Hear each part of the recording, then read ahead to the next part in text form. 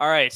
What's going on, fellas? We are live. We are going to tackle some Mitten 3 drafts here, joined by our good friend Ron Stewart, who is in a state eligible to play Underdog Fantasy. You guys know what the deal is with me and Danny in Ontario here. Ron has a great YouTube channel himself. You should go check him out if you're not already checking him out. I would imagine of our audience, I would say the most like overlap is probably your audience. I could be wrong about that, but there's probably a decent amount. But we are going to rip through these drafts. We got some clarity on Bills-Bengals, at least, you know, how it's going to affect playoff seeding. So I think right now is probably one of the most premier times to still get, you know, maybe an advantage on predicting who might be, you know, the 7 seed in each conference, but at the same time, not like a million things to go wrong. Like when me and Danny drafted 3 weeks ago in Buffalo. Yeah. And we got, you know, a lot of Dolphins, a lot of Lions. It looked like they controlled their own destiny. And then all of a sudden you got literally the Lions dropping a game to the Carolina fucking Panthers out of nowhere, allowing like 350 rushing yards. And we all know what's happened with the Miami Dolphins. Tua dealing with the concussion issues. Hope he's okay. But realistically, 8-3 to 8-8 is not ideal. I mean, unless you're a Jets fan like Ron is. Just pain. That's just all I can really even. I mean, what 7-3 to now, just not even really playing for anything here. I wish it could have been better. Gonna enjoy the Derek Carr shares that are coming to I can't do the Derek Carr thing, fellas. I can't do it. What would you do? I think I've seen you tweet like what you want to do, but I think like, you said you'd rather my sign tiers. Jimmy. Here's my tiers. I would like Lamar, but I know that that's a pipe dream, and we'd have to move a lot of cap space around for Lamar. Then I would like Aaron Rodgers. I'll trade whatever it takes for Aaron Rodgers. I'm very much bought in that we can get 1 to 2 years of sub MVP play from Aaron Rodgers. And then Brady is my next choice. I know that he's a free agent.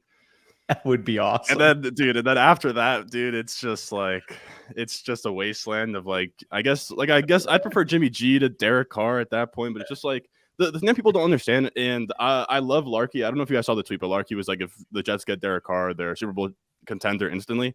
Maybe preseason Super Bowl contender, but you guys know defenses regress all the time. You're not going to have the that Bucs defense has been like good over the last 3 or 4 years, but there's definitely peaks and valleys to the defenses. So we're not going to have Sauce is going to be great still, and Q's going to be great, but I don't think we're going to be as dominant as we were for there was a 10-game stretch there where the Jets defense was amazing. I don't know that we'll have that magic again. We started the first 4 games, I think it's a bottom 10 EPA per play defense. So I don't know, projecting them forward is a lock to be a top 5 elite unit. And then they just need a quarterback. I think you need a lot more luck and things to break their way. I don't think that's ever worked out for any team where we're we're just like an Andy Dalton away. Has that ever worked for any team where they've maybe the Bucs, only the Vikings. Maybe the Bucs when I was a kid won the Super Bowl with a game manager quarterback but they literally had an all-time early 2000s. Yeah. When you could win with defense too. Completely different NFL. I mean, realistically, if you guys got Derek Carr, what would the ceiling be? The late 2010s Titans? I think you just literally take the Raiders and copy and paste them into the AFC East. I think that's exactly I think they have a better defense at least, but I mean, Derek Carr would just be your Ryan Tannehill move where he could play it would be like Tannehill. I think Tannehill's a better quarterback than Derek Carr. I agree. I would probably prefer Tannehill. I'd probably prefer Jimmy G as well. If I don't know. How do you guys feel about I'm curious what's outside perspective of LaFleur to you guys? Because I like LaFleur. I think he schemes some nice run plays and stuff, but he also I need to see if you look at we're going for it on 4th down, our pass run splits, they're not the best. You'd hope for more. I think it's a little better than Byron Leftwich if we're talking here. If I see another 2nd and 10 run, I'm gonna break something. oh, trust me. It's so much. It's so funny watching the Cowboys this year because everybody's like, oh yeah, the offense, whatever. You throw too many fucking interceptions, all this and that. It's well, the Cowboys, all they do is run on 1st down and 10 and 2nd down and 10. And then you're just leaving Dak and fucking 3rd and longs, which he's been carving, but you're going to have more turnovers when you're just left in 3rd and long. I agree. It's dumb to me that people don't understand, oh yeah, that's why it's happening. This isn't if you run the ball 25 times, you're guaranteed to win or whatever. It's that kid has been bad this year. There. Bro, anytime I hear even Richard Sherman say that, he's like, I'm just saying when Ezekiel Elliott and Tony Pollard combine for 25 carries, the Cowboys are 60-1. It's yeah, it's no shit. Anyways, We'll get into these drafts. One thing I will say is that's also been kind of like Kenny. I've been impressed with Kenny Pickett recently because he's in like a 3rd and long every single 3rd down because Najee Harris, unless Jalen Warren's in the backfield, they can't get more than like 3 yards. But anyways, we'll put this on the screen here again. Underdog Fantasy, you guys know, official show sponsor of ours, official show sponsor of Ron's as well. Promo code FSC will get you 100% back if you guys want to join some of these drafts. Also, on my pinned tweet on my Twitter account, there is a fully updated spreadsheet as of the Buffalo-Cincinnati ruling where you guys can go in and, use that as like a guide to, okay, so the Tampa Bay Buccaneers are locked into the 4 seed. If I draft them, then I probably shouldn't be drafting any Dallas Cowboys, et cetera, because they're very likely to be the 5 seed. And all that kind of stuff is broken down in the team-by-team strategy, as well as I ranked both the AFC and NFC's like most likely seeds. So you kind of know, I have a general idea where seeds are going to end up being. And there's a lot of things that could change because of this Bills-Bengals ruling. There's talks that we could get, home field advantage be different. There was also talks at one point that there wouldn't be like a bye week or there'd be like an AFC wildcard weekend and then like an NFC wildcard weekend. It looks like it's going to remain unchanged, and the Bills and Bengals just kind of got screwed out of potentially getting the 1 seed. And it's probably going to end up being Kansas City as a result. Yep. All right, I'm gonna hop in here. I wanted to ask Bush, what's really at stake this weekend in terms of seeding and what should I be caring about? I guess is the question. Right. So the most important seeding is probably on the NFC side of things because the 1 seed can actually be lost by the Philadelphia Eagles if they lose the game and San Francisco wins, then they would have the 1 seed. If they both lose, then the Cowboys, and if the Cowboys win, they would have the 1 seed. So the 1, 2, and 5 are a little shaky right now. 3 seed looks like it's going to locked and loaded be Minnesota. New York Giants locked and loaded to be the 6 seed. Buccaneers locked and loaded to be the 4 seed. And then the 7 seed would all come down to, Seattle if they win. And then Green Bay loses on Sunday night, then they would have the 7 seed. If Green Bay just wins, they're in. Doesn't really matter what else happens. And then if Detroit were to beat Green Bay and then Seattle also loses to the Rams, then they would be in. So that seed is all kind of up for grabs. In the AFC side of things, it's relatively more straightforward. It looks like Kansas City, if they take care of business, which they probably will, it's against the Raiders or the Broncos. I can't remember who they're playing this week. Raiders, I think. Kansas City will be the 1 seed. Buffalo probably locked and loaded to be the 2 seed. They should beat New England, although New England is fighting for their own playoff lives as the current 7 seed holder. And then Miami would also need to win and New England to lose to get the 7 seed. And then it looks like Los Angeles locked into the 5, Cincinnati and Baltimore probably 3 and 6 as well. Yep. And then, of course, so the NFL kind of gambled with the Sunday night game because it seems like if the Seahawks win, Detroit isn't really playing for anything. No, they aren't. But Green Bay would obviously still have to win for the Seahawks to not be into the playoffs. So we could probably talk some strategy here. What are your thoughts on team construction and stuff that you've been kind of working with so far in these drafts? Dude, I gotta be honest with y'all, I've just been winging it, man. I've sort of just been seeing what ADP gives me. I'm going Allen Mahomes here, and I'm sort of just assuming that whoever I pick is getting the 1 seed or isn't getting the 1 seed, if that makes sense. So I'm not really planning for what's next. But I guess here, there's I sort of just get sandwiched into the tier, and it sucks. But I'll usually go maybe KC, Dow, or I'll go Buffalo, Philly. I'll just sort of pair 2 together. Burrow's ADP has moved up a ton. Yeah. What do you guys sort of feel here? I feel like Burrow is probably a must pick, and then it's just sort of what you want to do from there. Yeah, so I would say Burrow or Kelce, and then you go with an NFC representative. Yeah, so we could go Dallas. To me, I think you can stomach going AJ Brown because, at least in my opinion, I think the Eagles are probably a tier ahead of the rest of the teams in the NFC if Jalen Hurts is healthy. So for me, I have so much exposure to the Eagles just by the fact that I think they're going to go far. Yeah, I've never had to been talked into pressing the button on AJ Brown. Let me say that much. Yeah. Yep. And then from there, how I literally will go just Bengals and I'll just star everybody just so I know. Yeah, at least if you get auto picked, then you're getting a player. I've been 100%. Screwed before. I've been. It's actually pretty funny. Those Bengals Bills stacks when I was trying to get week 18 cornered or week 17 cornered, I'd have like pick 100, like 60 picks ahead of ADP, Isaiah McKenzie, and I would just have to Bro. stomach that. Ron, did you hear about what happened to us in our big Mitten? You were saying you autoed like a high stakes one of Both these. of us autoed a big Mitten. Yeah, because what are we talking the buy-in on a big bet? $250. $250. Yeah, yeah. So basically, Two separate ones. Yeah, two separate ones. Mine and his. Yeah. It was so annoying because we entered it. We're like, okay, we're gonna get content, whatever. We're gonna have it ready for the stream. And with those things, because they just don't tell you when they fill. I guess I don't know. Like I didn't get a notification. They're also fast, which is stupid as They're hell. also fast drafts. So yeah, geez. Yeah, That we is got absolutely brutal.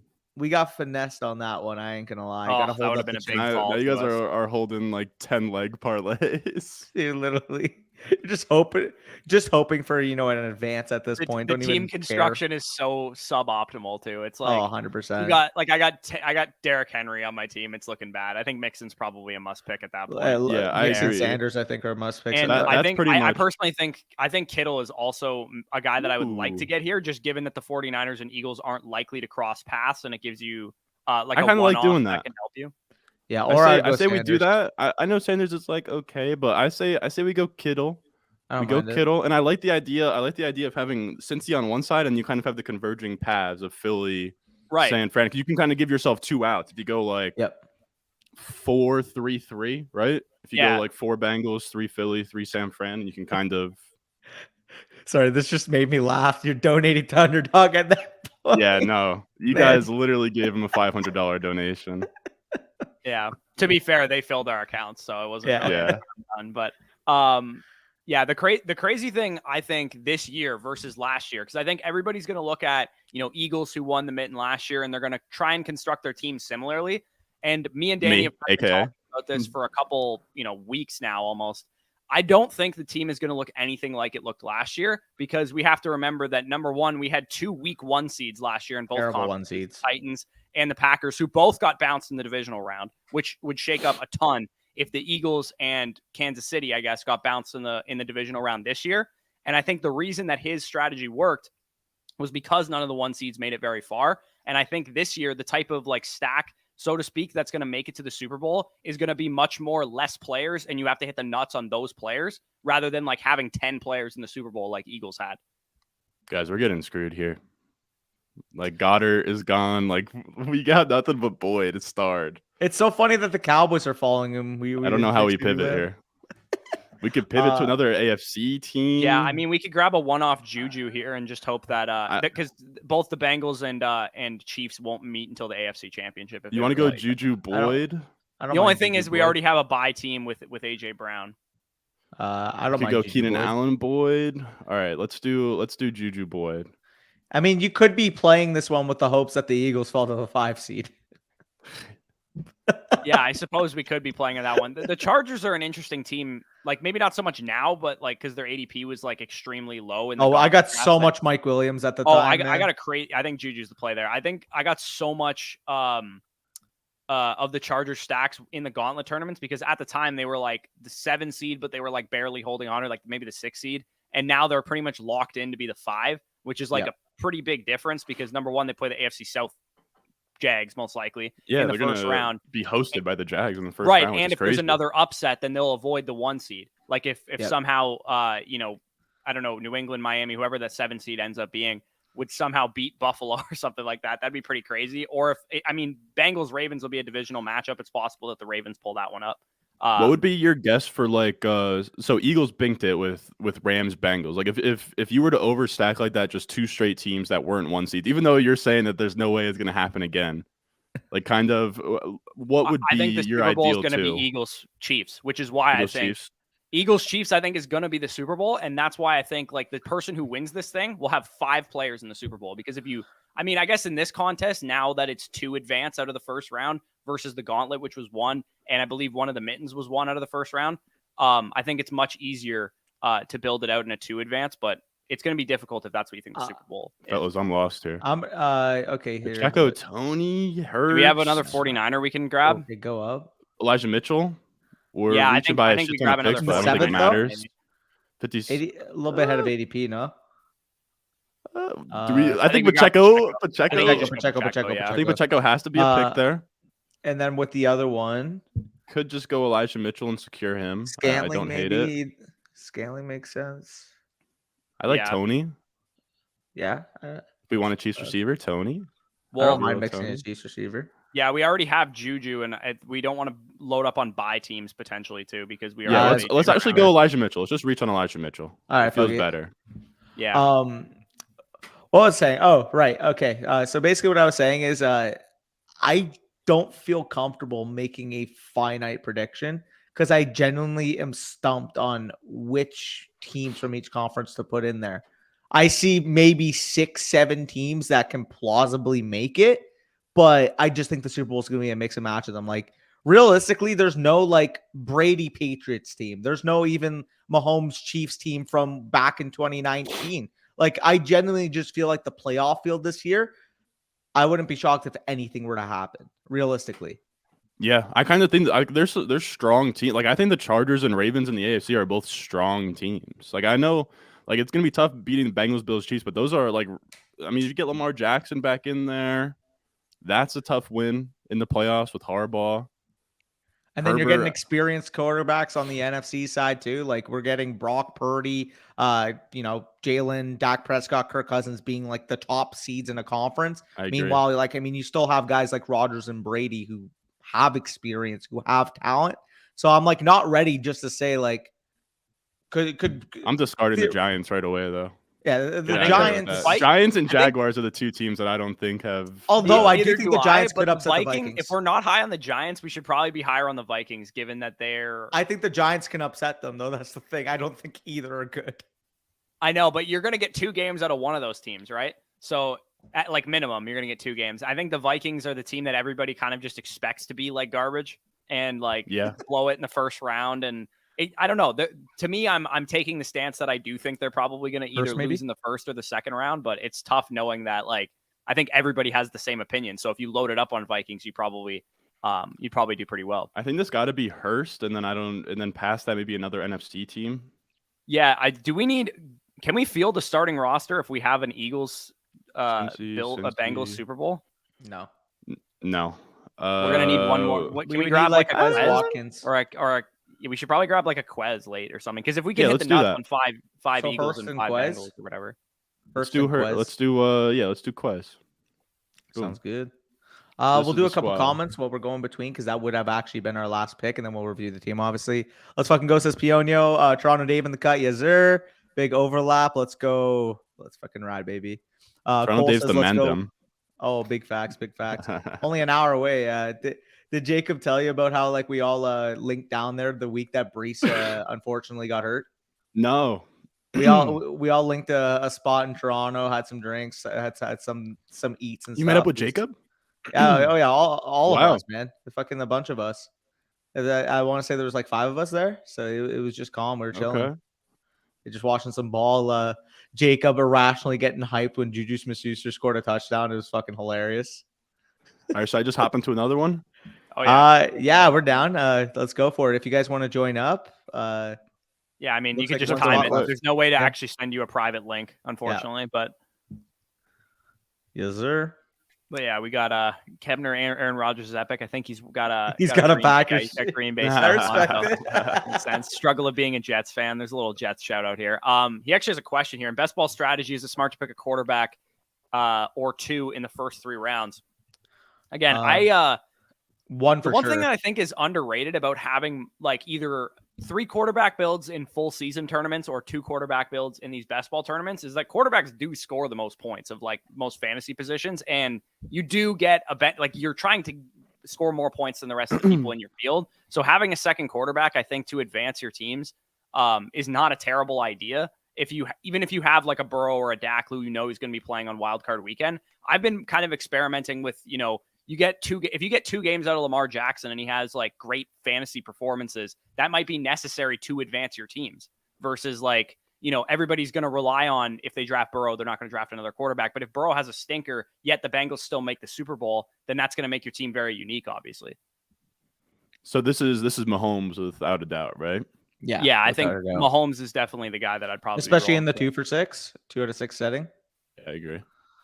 Yeah. Of course. By the way, one time when we were in Buffalo, we got multiple times Kelce Mahomes stacks and Allen Diggs stacks. And I don't know Really? what it is. It just feels like you're hitting the fucking nuts anytime that happens in these drafts. I agree. Yeah. I had It's that pretty, one, it's pretty insane when you can get those for sure. I think that was Allen Diggs when I showed you the Cowboys Bills just straight up overstack. That would be fun.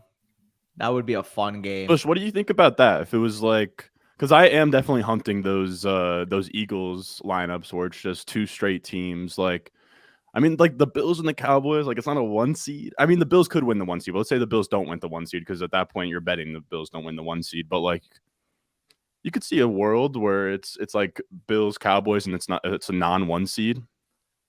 Yeah, I think. I don't know. Like I two think the way that the powerhouses. ADP is set up is that everybody's going to gravitate towards Bills Cowboys stacks or teams that are just very, and I don't think it'll be very unique to have that, which is why I think what I'm doing, just given what I believe about the teams that are in possession of the 1 seeds, is try and get as unique and advanced teams that are Eagles related as I can. And I'm kind of ride or dying with the Eagles. I just think they're the team this year. Like, I think they're the 2019 Niners, the 2021 Bengals, I guess the Bengals were the 4 seed, but like going into the playoffs, you could kind of feel that momentum. And I think the Eagles and 49ers are the 2 teams for me that kind of feel that way. 2019 Ravens, what? Wait, Yeah, well, I mean, Niners the definitely 2020 feel that Bucks way. obviously were that team as well too. They won, I think 5 straight games after. I think it's got to be Jefferson. Jefferson, Debo. I don't mind mixing in Kelce would have been Jefferson, nice. but gosh, yeah, you got to man. grab Jefferson here, I think. Yeah, let's go Jefferson. If, Kelce would have been very nice there. That would have been beautiful. Now, are you assuming the Chiefs don't get the 1 seed? I think I personally, if I'm drafting right now, would operate under the assumption that they're going to get the 1 seed. Yeah, because I think they're currently 83% chance to get it. Yeah, all they have to do is beat the Raiders, and it's Jarrett Stidham, who looked good last week. But are we buying that he's going to do that twice? No shot. Agree with you. A man of class, looking at 538 as well. Jarek over Dalvin here, right? Yeah, I think we want to stack. I don't want to put too much faith in the Vikings. If we get two, now would you go like Debo Jefferson, I'm or fine Devonta Smith? Well, the problem with that is that the 49ers and presumably the 49ers and Vikings will play in the second round if Bucks Cowboys come out of the first round on one side and the Eagles are the bye team. Meanwhile, this guy just stacked a Cowboys quarterback with a Eagles running back. Okay. Now, are you guys mixing any Clyde Edwards-Helaire at the end of drafts, or I actually had a couple with Buffalo. I drafted Melvin Gordon once. Yeah. I had a couple in Buffalo. Dude, hey, yo, Ron, real talk, though. I was actually getting a decent chunk of 10th round T.Y. Hilton before he actually had a couple nice games. So nice games. Dude, he went 5 for 60 last game. Did he actually? Yeah. He did. I got a few 10th round Elijah Mitchells before we got any word that he was going to be back for the playoffs, which I'm feeling pretty good about. That's very nice. I think Elijah Mitchell is going to be it wouldn't shock me if we get one weekend of the playoffs where Elijah Mitchell's the RB1 on that week. I'll tell you right now, at opportunity cost, I'd much rather have Elijah Mitchell super late than I would take Christian McCaffrey in the top 4. I'll tell you that right now. Yeah. You're not a big fan of McCaffrey there. Who are you taking in the top 4? If Burrow probably? The quarterbacks. I would take the wide receivers there personally, the Bills receiver, Cowboys, Bengals, Kelce. Probably Diggs, Kelce, Burrow, Hurts, Mahomes, Allen. Then I'm probably this might be a hot take, but I think Hurts should be the second pick. Yeah, I can't buy that. Well, I mean, you're also higher on the Eagles than I am, so yeah. I at the very least, I think he should be the consensus 103. The Chiefs got 1-5 though. Top 4. Chiefs got 1-5, dude. I hate betting against 1-5, dude. Yeah, that's facts. That's a scary man. Yeah. It's crazy that Mahomes, the way that all these teams are going to end up playing out is that he has such affordable stacking options that I think everybody's going to go with Cowboys Chiefs as their stacks or 100%. whatever. Yeah. I'm trying to get more unique with some of these, especially in these Mitten tournaments where there's they haven't been active as long. With the Gauntlet, you can get a little crazy, but with these Mitten ones, it's Dalvin, right? 100%. Yeah, Dalvin. absolutely. Run that to the podium. And then is Juju hanging around? Okay. Just hanging around. Okay. I wouldn't mind Kittle if he comes back to us like 18 and 26. Acro, I'm gonna need you to not do whatever you're thinking about doing. Acro, real talk. Okay, bro. so Grab the Vikings are the 30. 3 seed. Yep. You If know, we're betting on they're the gonna- Vikings here. We don't want to Yes. bet on any Giants. We don't probably want to bet on any 49ers either because they'd be likely to play them in the second round. One contrarian stack that we could get here is taking maybe a couple Buccaneers or Cowboys that they could, if one of those teams were to upset Philadelphia, which I think by betting on Minnesota, I think we could get unique by betting against Philly. Yeah. No, I don't love that. Juju here. Like I could be down for Zeke. What? You don't love Juju? I There's think that so there's many just better. affordable wide receivers. There's Fair. so many between like Pacheco. Yeah, and I think have I like Tony, actually don't mind McCole. grabbing Zeke here. Let's go. I don't Zeke. mind it. Yeah. No, Like, I know Ron. Anytime the Cowboys get to the 1 yard line in the playoffs, he's just gonna be going like that. He's gonna be licking his lips, ready I for know. the ultimate. I don't Dalton even Schultz look. is actually my highest owned player in these. My in the Pollards, comp. my Pollards. I mean, they're not gone, but Dude, did you see the graphic of so Ezekiel Elliott and Tony Pollard both have scored 12 touchdowns this year, and literally like 7 out of Zeke's 12 touchdowns were from exactly 1 yard out. no. Yeah, I don't know what's going on here. Now I'm about to get doxxed. Oh, great. Are you getting Dude. DDoS right now? Brian, I'm gonna see. This is very weird. Oh, okay. This looks like there we we're go. sort of back. Nate says, how we doing, my guys? Happy New Year and looking forward to the off-season content from all three of you guys. Yeah, I appreciate that, Nate. Big OG of the channel there. Shout out, Nate, for real. Dr. Harris says, can't wait for Titans to fire their OC. He's dog water. Well, I mean, he's running a prehistoric offense in 2022. Yeah. Guy's making some great off the field decisions as Dude. well. He took a page from Isaiah Wilson's playbook. Jesus. Did you If Juju slides here, that'd be pretty crazy. I agree. Yeah, facts. The only Dude, reason I'm a little lower on Juju is it feels like you can just sort of arbitrage him a little bit with like, I mean, any of McCole or Tony. Like I like Scott McCole Moore. or Tony, to be honest. Like He's also they have just, like like- a red zone package. He's also just mid pack as a player. So Yeah. You already know you already know Ron's galaxy braining some Sky Mortar and like, oh, if Oh, Juju gets man, hurt dude. and like you need a slot. Yeah, he's like, even on the Chiefs, dude. bro. yikes. All right, so that's done. Yeah, we So kind of got if we boned there. I assume think if we Schultz assume would that probably be our play that the here. Chiefs get the 1 seed, then I think we got to go Kirk. Yeah, that's true. Yeah. You gotta go. Get a little, Cousins let's here. get a little Didn't even QB think in of there. that. Oh, Kirky. Nice. I Let's know go you like Chiefs. that. Oh, I love that. As long as he's playing 1 p.m. on Wildcard Weekend, I'm cool. Literally. Dude, if they give him the fucking late game, it's gonna There's be no way over. they're putting the Giants Vikings as the late game. There's zero chance of that All happening. right, it's gonna so be we like Cowboys Bucks. Schultz, Hawkinson, Tony. Like we have a lot of options here. I think Schultz Uh, would probably be my pick here. Or Hawkinson because you have more Vikings. but we can also get Thielen later. We get Osborne. I could also Yeah. argue we can get T.Y. Hilton later. Oh, come on now. I think we just go Schultz and we leave T.Y. Hilton in the dust. Leave him unsigned like the Cowboys should have. No kidding. Yeah, we'll see how many third and 30s you guys run into. That's know the what's T.Y. gross? Hilton's package.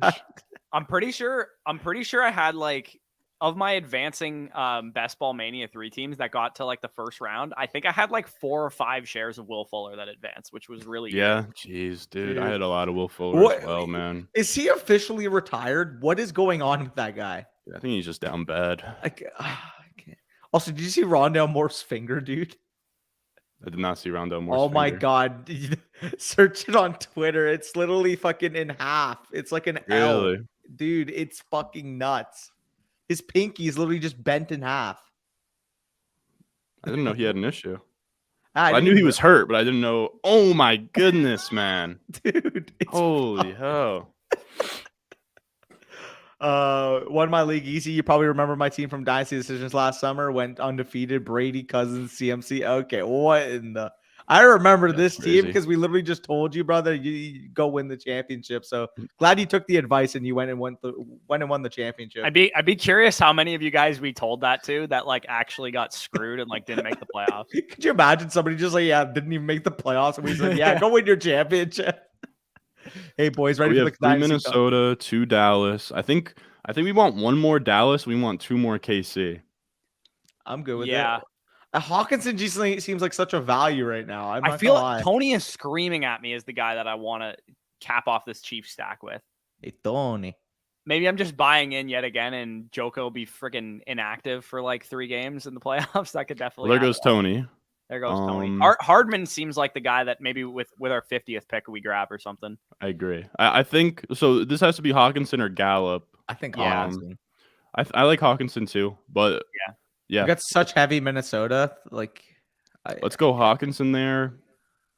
And then I do think we want 4 Chiefs though. To be realistically though, we could get away with just having Mahomes, Jerick McKinnon in the AFC side of the Super Bowl, and then just hope for another like 5 catch, 70-yard, 2 touchdown game from Jerick. I would like McColl though. I don't mind McColl. Should we go McColl, Thielen? Yeah. Hardman's just definitely just a best ball darling. Yeah, and they got the red zone package for him, dude. Bro, they like mixing it up. He was hot before he got hurt, man. Well, the only issue is what if he just takes away the McKinnon touches we've seen, because McKinnon's basically just gotten the Hardman role.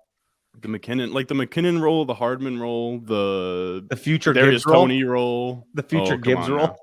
Is it me or is Jody Fortson a lock for 2 touchdowns in the divisional round, or is it just me? Who? Jody Fortson's a lock for 2 touchdowns. Yeah. Bro, Noah Brown. No, dude, Noah Brown. Why did he just randomly? Didn't you have like Michael Gallup as like your going nuts pick of the week that week, and then Noah Brown just went berserk? Dude, I forget. Noah Brown's a Jersey boy. He went to like the closest private school around here. He went there and his boys with one of my best friends' girlfriend's friend's brother is Noah Brown. That's a long chain. Long chain. But whenever he's out there, I root for him. What the hell? I think Pope John's is the name of the school. True. Shout out to him. Yeah, even though he has no clue who I am. Deep L in here, Gabe Davis to the Ohio State's finest. Here's another question: do we have a Gabe Davis this year in the playoffs? Because obviously Gabe Davis had the 3 touchdown or the 4 touchdown game or whatever it was in the divisional round, so you probably needed him at least as a one-off, if not, a entire Bills advance. What's our? A lot of teams. I mean, the easy cop out is Zay Jones, I guess. Fellas, what is this pick? Thielen. Thielen. I don't like MVS, man. I kind of want to go for a one-off advance rate player since we stacked a little Chiefs. Can go ETN. Yeah, or Watson maybe. Or with a nice little. Wait, is ETN available? Yeah, go ETN. Yeah, Kirk, Watson, ETN, somebody like that. Go ETN. Hey, this year's Gabe Davis is just robust RB. Yeah, 244 is a little that's a little definitely wonky, bro. Foreign for my account, but an absolute robust RB. I think they're gonna take that as you're in moral danger right now. Yeah, dude, you're just gonna get a prompt on your account. Just gonna get a prompt on your account. Are you under the influence? Yeah, maybe you should log off. Yeah, facts though, Leo. We got you with the dynasty content coming up. Stock exchange, yeah, fuck, man, big pain on that auto pick. Gabe Davis to the moon. I do like Christian Watson as like a Gabe Davis pick though. I don't mind that either. I do like Christian Watson. Like Mike Evans, I think is a pretty cop out answer. Like he always has a 40+ in his back pocket at some point. Well, he's also, Trayvon Diggs is legal guardian, so yeah, he'll probably also Mike Evans. What? He mossed him, and we watched it live. You remember this? Are you forgetting what happened the rest of the game and last year? Yeah, you scored 3 points. Yeah, well, I mean, last year too, you literally fucking had 1 catch on him? Come on now, legal guardian. He owns. No. Mike Evans owns the Panthers. He owns Trayvon Diggs. Sadly, the only thing he'll own in the wild card is my nuts. Yeah, dude. Oh yeah. You guys, I can't. If Danny, we need a live apology on stream from Danny if they lose. Yeah. What about when the Cowboys win? What are you gonna do about it? You guys are gonna be favored by 6 points. Okay, so you're just operating from the scapegoat perspective, where it's like, oh, you know what? If we lose, we're expected. It's a house money situation for us. Shut up. Dude, we're playing Kyle Trask all next year and tanking for Caleb or May. One and done is not the expectation of Thomas Brady. Let's be real. This is Hurts. Yeah, absolutely. Yeah. So if I look at my exposures right now on Gauntlet drafts, I have 30+% of Hurts, Schultz, Mixon, and Ayuk.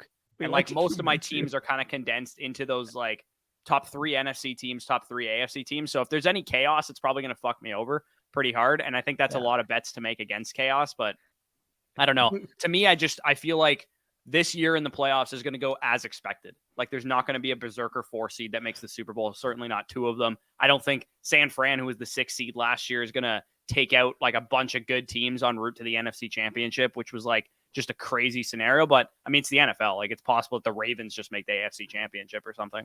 Rob, why'd you cue Gardner Minshew? Dude, I just cue them all. I cue them all. Do we want Kelce, Brown? I feel Brown. I feel like it has to be Brown because because if they both get the 1 seed, they're both going to get the 1 seed at this point. I didn't realize that the Chiefs were at 83% with all the rule changes and stuff. It actually was might like a even clean be 50-50 at one point. Right. It was actually 47 to 41 or something for Buffalo at one point. At that point, I was just treating it like higher. I don't know, like one of these guys. Like I was just running naked 1 quarterback builds on both and just hoping, let the chips fall. Yeah, I was trying to find a way to like. I don't want to like double condom my entries, but I do think a 2 QB build is actually like kind of elite this year. I don't know why. I just feel like it's going to end up working out. Yeah. Sorry, this had me laughing. I wonder why Danny isn't as high on the Eagles. How look good. Bush, as like you're sort of like unbiased here. I know you like the Eagles and stuff. Like how likely do you think, like what has to happen right now for the Cowboys to get this 1 seed? It's actually not that complicated. San Fran. Well, I mean, I don't think it's going to happen, but it's not that complicated. San Fran would have to lose to Arizona, who's a certified fire. And Philadelphia would have to lose to whoever they're playing this week. I think it's the Giants, and it seems like the Giants are resting starters. Yeah. So. Ron, what do you guys think about T here? T as like the other side of the AFC. Oh yeah. I fuck with it. Yeah, if let's just put it this way, if the Eagles and Bengals are in the Super Bowl together, I'm gonna be doing very well in these tournaments because that is definitely where my ownership is kind of stacked. I was gonna say too, Jacob had like he sort of was like rambling his thoughts in like a thread on Twitter. He really liked the Cowboys. Yeah, he was pretty much talking through like you sort of want to be like skewed, like okay, this one situation I'm gonna cash out big. I have to say, I don't have enough conviction to be in that spot where it's like, this is what needs to happen for me to win. So I kind of just go into every draft with like, I don't know what the hell I'm doing. So this is Sanders here. Yeah, I would agree. You're playing for like 105% ROI out here. Yeah, literally, like I'm just you're gonna hit one big and torch the rest of your entries. I just look like first round. Oh, Jalen Hurts is at the top of the board. Okay, so we'll go Jalen Hurts and we'll just figure something out. Ron, the type of guy to pass on correlation, just ruin other people's stacks. Oh, dude, if I know someone's about to get a Mahomes Kelce, like I'm taking Kelce. I don't give a damn what I got going on. Like, I remember in one draft I got a bill and I'm like, okay, I'm gonna go Cowboys or one of these Cowboys with my next turn. And this guy just went with both just because I guess like he took fucking Josh Allen earlier in the draft. He just wanted to spite me, man. He was not having it. Now, Bush, with the Bengals on the AFC side, what would be like an ideal AFC team to pair with them in terms of like a team that'll make it as far as possible without playing them? Chiefs? Probably the Chargers too. Would be long. I was gonna say maybe we take Herbski. Maybe we take Goddard and see if Herb makes it back to us. I would say probably take Goddard or Cook here because those the Vikings and Eagles aren't likely to cross paths too. So the Dalvin Cook wouldn't be a terrible pick there. Also, the one thing I will say is like it's not a guarantee that the Cowboys and Eagles play each other. So that could be like a sneaky contrarian NFC Championship to stack up because you have to take a second quarterback with Hurts. Assuming that he is, they're going to get the 1 seed. And you had Prescott sitting there. All that would need to happen was that the Packers beat the 49ers or the Giants beat the Vikings in the first round. Damn, pretty much. Prescott's actually very fun, like a Prescott Hurts team. Yeah, it's difficult because odds would suggest that they're going to see each other in the second round. But if you get the Giants beating the Vikings in the first round or the Packers or whoever it makes it beating that's where it gets 49ers. So confusing because it reseeds, man. What the hell, dude? I don't know how you guys are even picturing like this. This is crazy. I've been doing this for like 3 weeks now. I could you could drop me in the middle. Yeah, of, like, these it's seeds literally just let's go Herb. Let's go Herb, and we'll get some Chargers going on the AFC side. I'm loving mixing Dalvin in here. I would risk it on Herbert. You want to go Dalvin? I think that's extremely unique, and Let's go Dalvin. Let's go Dalvin because Kirk will come back around to us. I'm just thinking about that second quarterback. Well, Hey, Bush taking did draft one off Lamar or stuff is also not a terrible idea. Bush did draft Dalvin in his home league because he loves him. Yeah, passed on Kelce for him. So wow, Yeah, I'm no, surprised on never. that. Rule number one: never underestimate your league mates getting better at fantasy. I assumed, you know what, Dalvin Cook's going to get to a hot start in the season. You know, I could always be wrong about stuff if Dalvin Cook's great this year, and I don't think he was great this year, but he was, you know, good enough this year.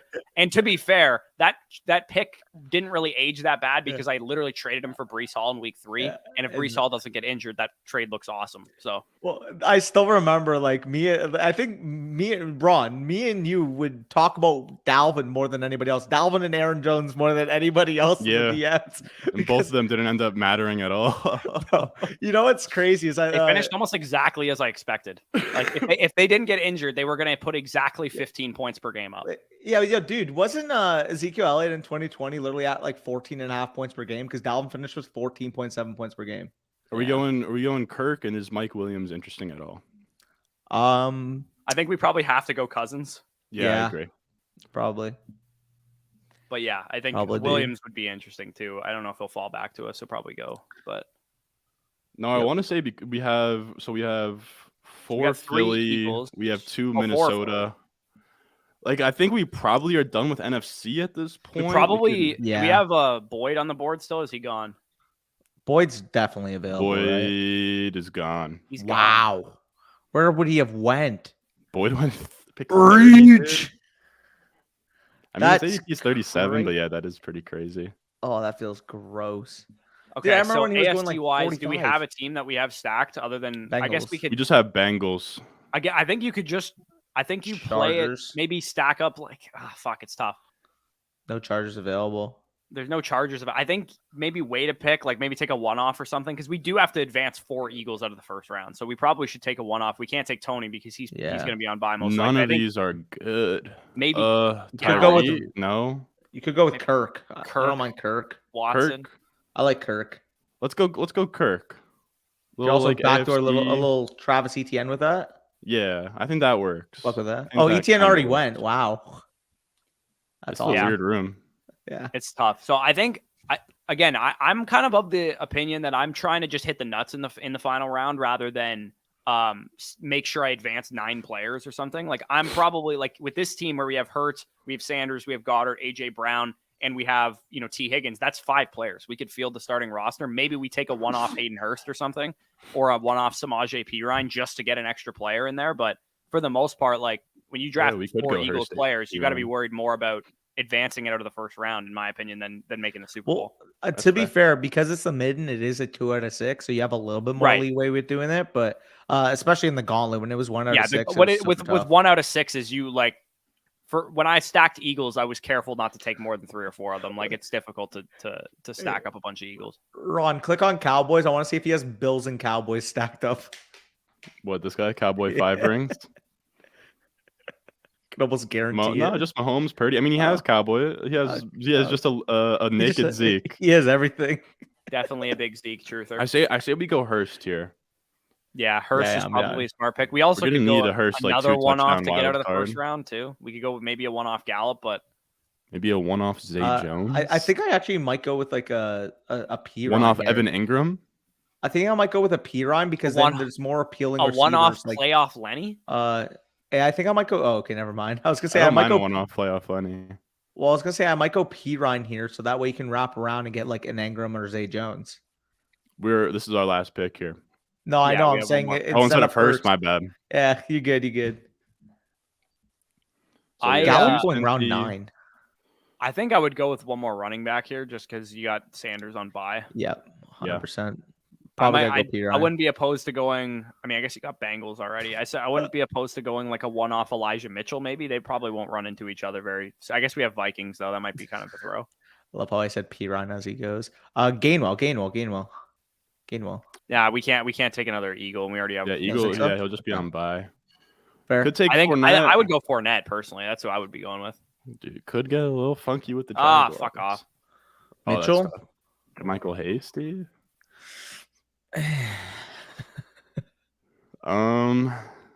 Dobbins. Probably Mitchell. Yeah, I could be down for Mitchell. We saying Mitchell? Yeah, Mitchell's fine. Yeah, let's go Mitchell. Oh, God. That's like a 7 NFC, 3 AFC team, but that's also what Eagles was. I think he had 7 Rams and 3 Bengals. To be fair, Fun though, fact. I'm thinking about it right now, and if we had subbed Pirine for Hurst and then gotten any of the receivers like Zay Jones or Ingram, man, that would have been fire. Yeah. Yeah. We Gucci. Okay. Should I one squeak more in in one us? more? Yeah. Yeah, let's squeak in one more. Quick reminder again, for those of you guys that are in here, about 30 of you guys in here or whatever, if you haven't signed up yet on Underdog, we still have the active giveaway. We're going to be giving away $5 $50 on-site credits. There's not that many people that have signed up, so a lot of you guys could just be almost guaranteed to win those. Plus, you'll get 100% back for using that promo code FSE. All the contest details are linked in the description if you want to check that out.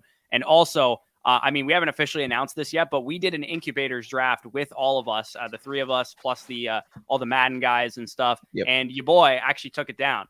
Ronnie boy might have given me some trouble if Breece Hall had stayed healthy, but probably definitely would have. But I took it down. So we're actually going to be giving away quite a bit to you guys. The prize was that we would give away a lot to our community. So the fact that, it was a little cheap that me and Danny had 2 bullets in the chamber, but still.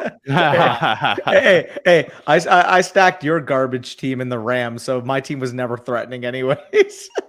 Yeah. But yeah, definitely stay tuned for that. The way we'll probably decide that giveaway for like who gets it, we'll probably give it away to like, I don't know exactly if it's going to be like maybe 4 giveaways of 250 on-site credit or something like that.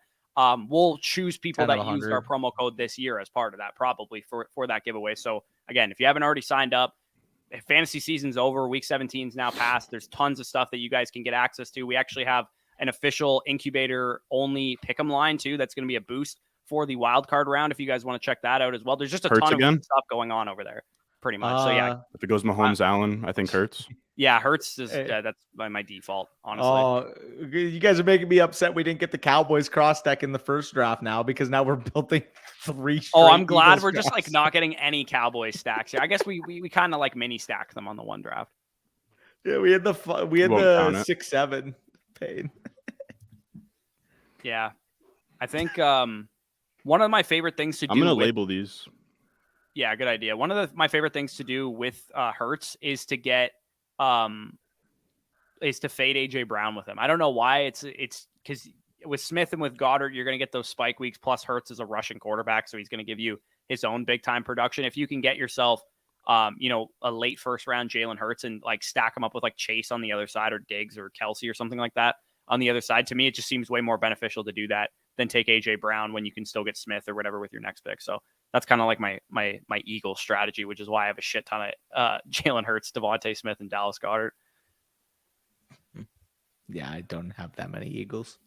Yeah, Danny thinks that the Cowboys I'm kidding. I probably, honest to God, like 50-50 out of the conference with Eagles and Cowboys because, as I've said, I don't see the 49ers winning 3 NFC games with Brock Purdy. Like, I can't picture I will it. say with the Eagles too, Bush, I know you're saying like you're looking for teams to peak a little bit. Like I feel like the Eagles are like I feel like they're sort of having their like worst stretch here. You know what I mean? Like I know it's because of injury and stuff, but it is like, their defense. Yeah, at one it's point they possible were that they're going to be a rolling little at one rusty. point, Yeah, it's possible they're going to be a little rusty in the second round, like after they come off the bye or whatever. This is AJB.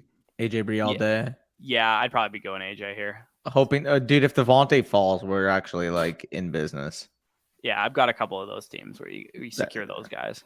I think I got one when we were in Buffalo. I think I got one Jalen Hurts, AJ Brown, Miles Sanders, Devontae Smith team, which was pretty insane. Dude, Devonta Smith has been a dog, bro. Like I feel like the fantasy playoffs, like he might have just ripped off like 3 straight 20 bombs. Like I could be wrong. It's almost as if he was exactly just T. Higgins all over again. Yeah. Yeah. Well, he finished literally as the wide receiver 14 this year in points per game, right? Dude, his final stretch 21, 17, 17, 31, 20. What a dog. I will say I'm curious to see like that's a Film Bros W, by the way. Freaking analytics nerds didn't like Devontae Smith coming out. Nerd. Take him though. Yeah, I didn't like him coming out. Take him.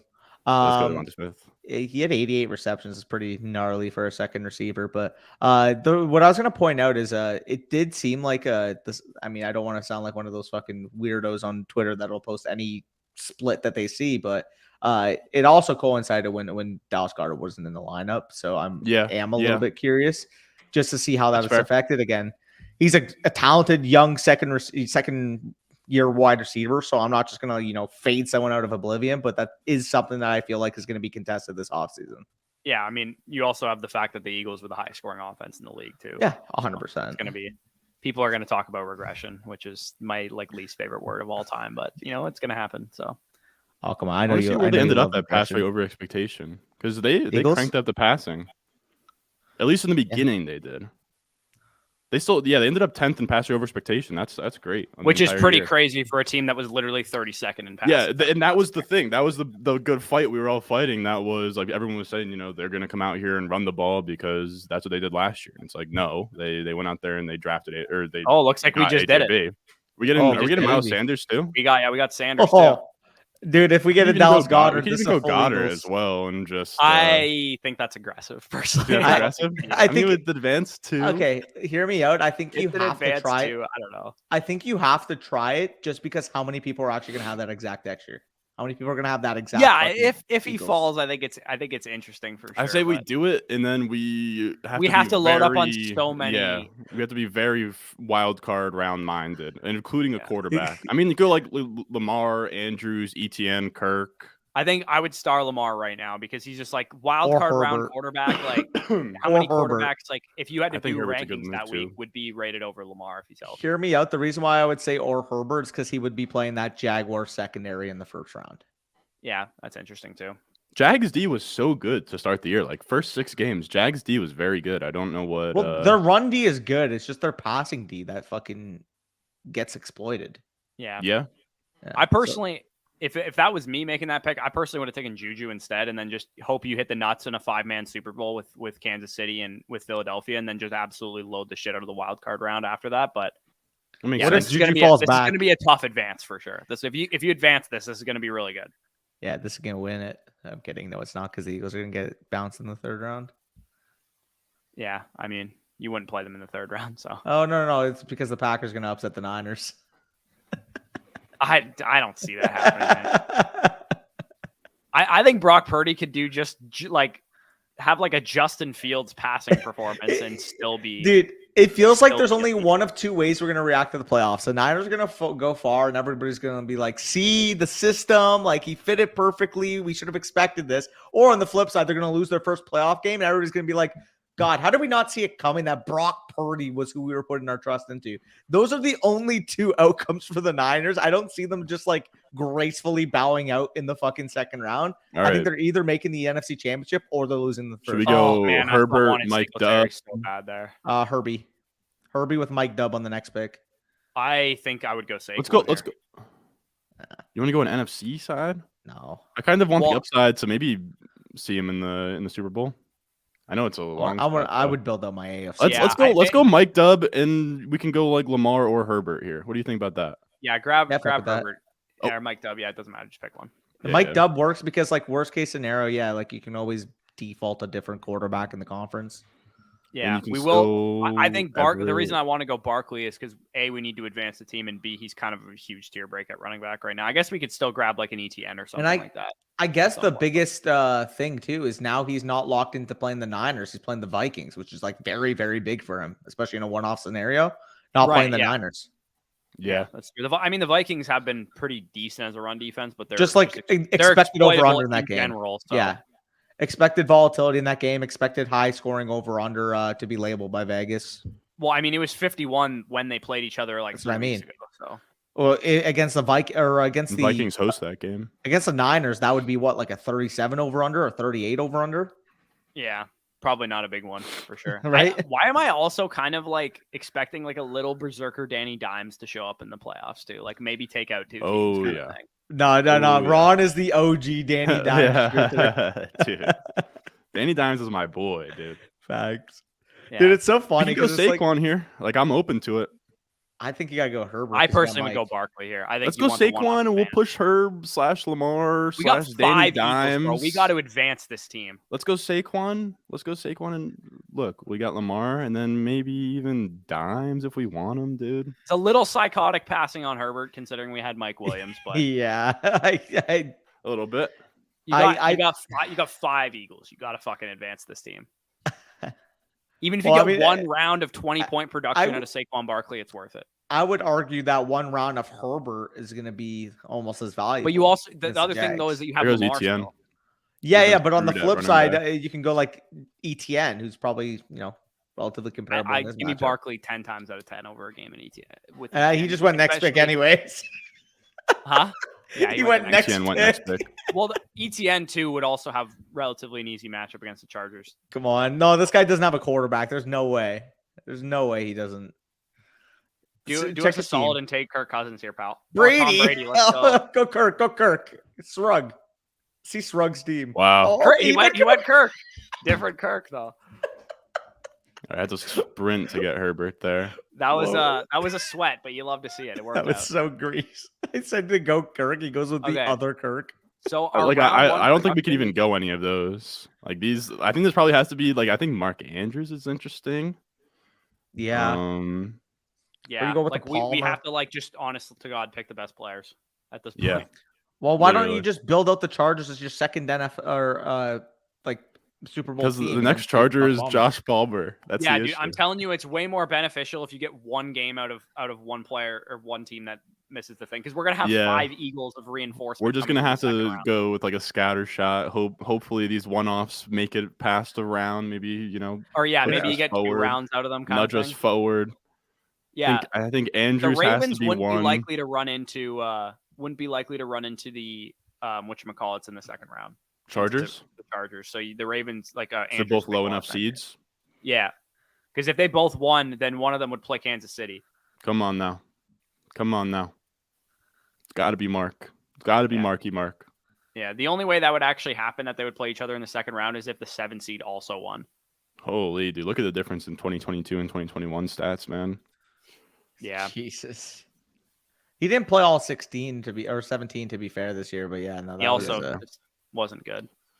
yeah. I mean, Yeah, it was a No. Lamar Jackson thing, but it's just like, I mean, you drafted wait, the Well, when- 2021 me? production. wait, Ron, are you kidding me? Dave Kluge told me that he was better without Lamar Jackson, man. That Tyler Huntley's going to be the guy who Bro, he's gonna be the guy who unlocks Mark Andrews. Who did we just pick? Andrews? Okay. Yeah, I that was thought a we got legit sniped. I narrative. thought we got sniped for a half second. That was a legit narrative. No, we're people thin at had. running back here, but I don't mind just saying, Saquon's going to have a 20-point game and leaving it at We that. could go with some 'Cause we do Dobbins have correlation. 3 Philadelphia Eagles in the past.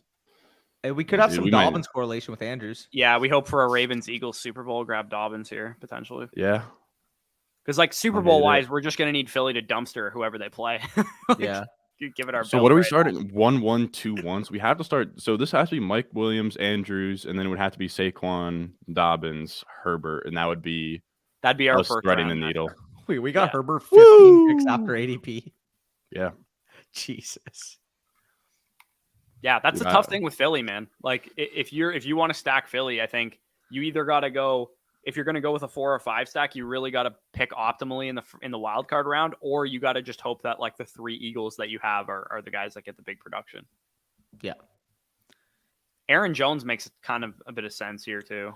Do we have even enough to fill What? fill a team right now in the wild card round?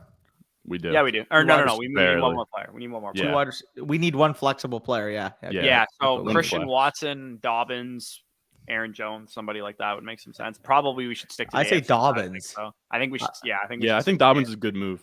Dobbins Yeah. is a good move. I think Baltimore can kind of advance a little bit here. I'd be Yeah. stunned if Baltimore made it to that like the AFC Championship. Personally, I think I'm willing to be wrong on Baltimore making it out of the first round. I don't think there's a chance in hell they beat Lamar's Cincinnati. playing, man. If Lamar's playing, He's also throwing to DeMarcus Robinson and Sammy yeah, Watkins. that's true, dude. God, He's throwing to damn it. us I'm 3 gonna as his get wide him receiver a core. wide receiver, dude. All right, My bad. let me name this one. Sounds good. Wait, did we do 4 right now? Yeah, we Yeah, just we zoomed grinded them. through 4 real quick. My we ripped bad. through a bunch. My bad. As you guys can see, I've been doing a ton of these. So that you're the don't do kludge like that. Fucking Kluge. Yeah. You guys got Brock in here? That's the boy. Appreciate that, Brock. Oh yeah, Brock's a classic. Brock's the OG for real. So we don't have to enter another one. We kind of just talk shop if you want. Have you gotten into any 2023 stuff yet? I've made sure to kind of stay updated throughout the season so that I was actually gonna ask you, and this is actually pretty funny. It's unrelated of like what we do in terms of like wide receivers and stuff. What's the word? I need the word on who the hell is this guy? Paris Johnson. I need the word on who the maybe Broderick Jones, maybe the You Georgia just want to know all the tackle. offensive tackles. Who the dude? Every mock Jets are taking Paris Johnson. They're taking this tackle out of Georgia. And here's my question. Why is Paris Johnson? And I don't know if I'm getting the other guy's name right. Broderick Jones. I could be wrong. Where do these guys look as tackles compared to like the Wirfs, Jedrick Wills, Andrew Thomas, Becton draft class? From what I know from the people that I trust, they aren't like that tier of prospect. Is Skoronski the only one that kind of fits into that group? Even Skoronski is going to be bad with his measurables. Might be like a Jonah Williams type. Like I don't think there's like a franchise. Didn't one of those big it was tackles Olu Fashanu. It was Olu Fashanu. Didn't Wills have bad measurables too, though? Coming out, no. Wills. Yeah, Wills. I thought you said Wills had bad measurables. Wills had pretty bad measurables. Yeah, I guess. Didn't Thomas maybe have like short arms or something too? Andrew Thomas had short arms, yeah, but I just think he was much more refined, especially from comparison. I still think it's funny that like Jets fans, I sometimes would argue with me when I was like Wirfs was the best tackle from that class. They're like, have you seen Becton, bro? And I'm like, guy stinks, but sure. Becton's not even bad. He's just always fucking hurt. Yeah, he's just always hurt. His rookie year, he was actually very, very good. And then after that, it's like, I don't know, like he can't get healthy. And then there's like reports that he like ballooned to 400 pounds. Like it's just insanely Jets. It's so bad, dude. It's funny that people were like, the argument for Mekhi Becton was coming out. It's like, no human beings are that size. And like the second he gets into the NFL, it's like he might have a weight problem. Yeah, it's like no human being can maintain all of that mass and movement. It's like it's so funny. You do like a pre-draft and a post-draft, and you know, like that meme. It's like the girl that works at McDonald's. She's strong and independent versus the guy who's like broke ass.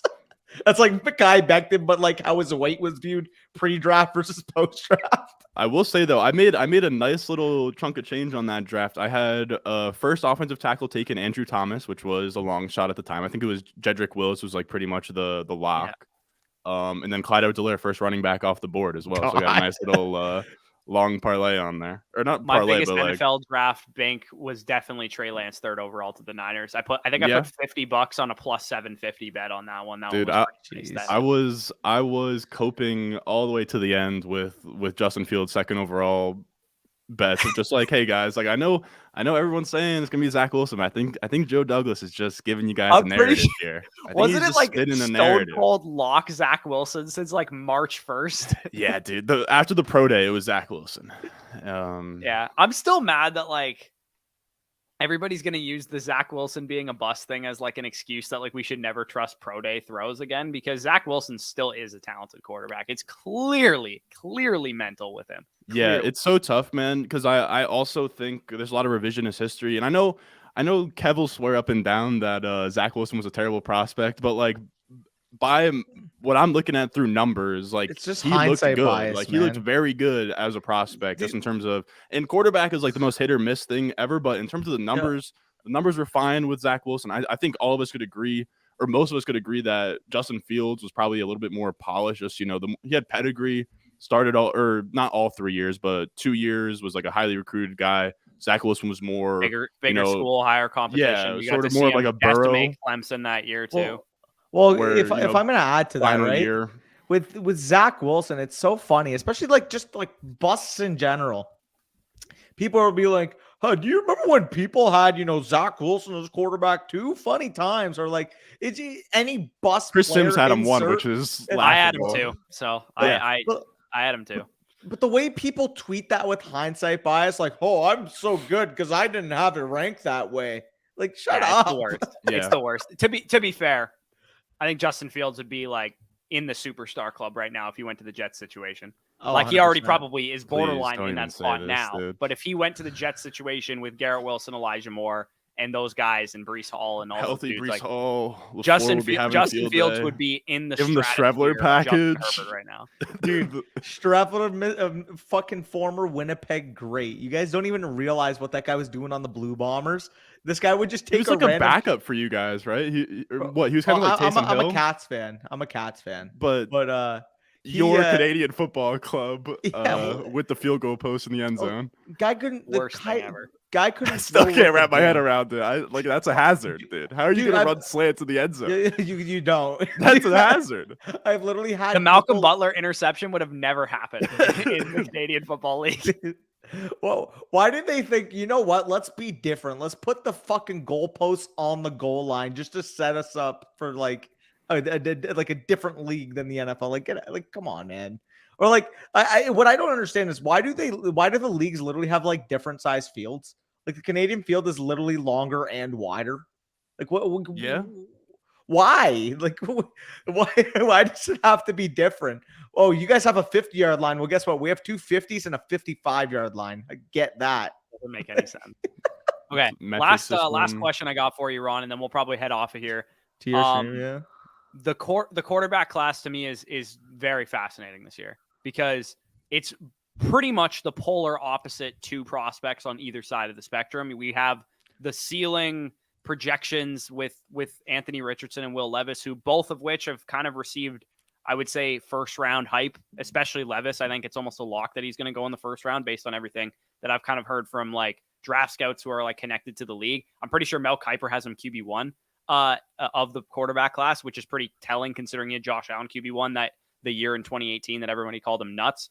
And then you have the safer quarterbacks, which from a fantasy perspective, I mean, we'd prefer the Will Levis and Anthony Richardson guys to work out, but Stroud and Young are the more polished prospects. They play in the better conferences. We just saw Stroud have probably the best game of his career against Georgia. It's the best defense of the last probably 10 years in college football. What are your thoughts on the two sets of prospects? Do you think it's going to be, just go with the safe guys, or are you taking swings? In terms of sort of how I'm attacking it in rookie drafts? Yeah, like let's say if all four of them went in the first round of the NFL draft, maybe Bryce Young and CJ Stroud go in the top 5, Anthony Richardson and Will Levis kind of go in the top 15, but not quite the top 5. Like, are you going to be more likely to just say, you know what, Stroud and Young are the better prospects, whatever order you have them in? I'm still going to take them over those guys, but I'm intrigued by these other quarterbacks, obviously. I think the issue for me, and I'm definitely curious to know kind of, once you dive into the tape and everything, because the conundrum with both of like Bryce Young and CJ Stroud for me is like, they're both athletes, but they both don't rush a ton, especially CJ Stroud. And the crazy part is because up until the Georgia game, I thought CJ Stroud was a non-athlete, and then he goes out there, runs all over him, looks amazing. But I don't know, and because we're talking fantasy, we care about the rushing aspect. So that's sort of what it comes down to for me with Bryce Young and Stroud. I think Bryce Young looks a little bit more willing to scramble. Like I think Stroud wants to play within structure a lot more. But I think I'll have plenty of Young. I think I'll be a little bit lower on Stroud just because it seems like he doesn't rush as much. And I hate to say that he was carried by his receiver talent, but like the receiver talent was insane, and he didn't put outside of that Georgia game. That Georgia game was amazing, but before that Georgia game, nothing on the stat side of thing really jumped off the page to the point where it's like, you know what, even though he doesn't run, this guy looks like Burrow or something like that. CJ Goff.